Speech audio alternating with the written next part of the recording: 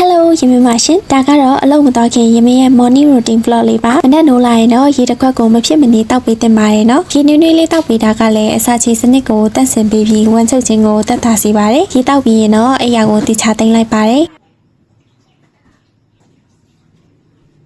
ဒီမောက်ကိုဖွင့်ပြီးလမ်းဆန်းသွားအောင်လေးအေးလေးတွေကိုခန်းစားလိုက်ပါတယ်ဒီနေ့တော့ရာသီဥတုကအေးစိမ့်စိမ့်လေးပါအောက်မှာကြောင်ပေါက်ဆောက်လေးကတော့အိတ်နေတော့မှာပဲပြီးရင်တော့မျက်နှာတက်သားတိုက်ပြီးဆရာရှိရာလေးတွေလိမ့်လိုက်ပါတယ်အဝတ်မလဲသေးခင်ကြောင်ပေါက်ဆောက်လေးကိုအရင်ဆုံးတက်ရှင်လုပ်ပေးရပါမယ်ရှင်ပြီးတော့ယမင်းကဒီနေ့လောက်ရမယ့်အလုပ်လေးတွေကိုခြိုက်ရေးထားလိုက်ပါတယ်မဟုတ်ရင်အိမ်ပြန်ရောက်တာနဲ့ဖုန်းကြည့်ပြီးအချိန်ကုန်သွားတက်လို့ပါအဲ့ဒါပြီးတော့အလုပ်သွားဖို့အတွက်အဝတ်စားလေးလိုက်ပါတယ်ဒီနေ့ကနည်းနည်းအေးရမို့နှွေးမဲ့အဝတ်စားလေးတွေကိုယူပြီးဝတ်သွားလိုက်ပါတယ်ရှင်အိမ်နေဝတ်လေးတွေကိုလည်းတိချခောက်သိမ်းပြီးအလုပ်သွားဖို့အတွက်အိတ်ကိုပြင်ဆင်လိုက်ပါတယ်။သပင်ကိုတိချစီးပြီးရင်တော့မနက်စာအတွက်ချီယာစိတ်ကိုတံမြာတီးညစ်ပြီးတော့ပဲတောက်လိုက်ပါမယ်။ချီယာစိတ်ကဝမ်းချုပ်ခြင်းကိုကာကွယ်ပေးတယ်လို့တံမြာတီးကအစာချေဖြုံးမှုကိုအားပေးပါတယ်။ချီယာစိတ်တောက်ပြီးရင်တော့ယမင်းကနေ့လယ်စာအတွက်သမင်းကြိုက်ကိုပြင်လိုက်ပါတယ်။ဒီနေ့တော့အမေချက်ပေးထားတဲ့ကြာစင်ခါလေးကိုတိချထည့်လာခဲ့လိုက်ပါတယ်။ယမင်းကတော့အလုပ်သွားဖို့အတွက်အဆင်သင့်ဖြစ်နေပါပြီ။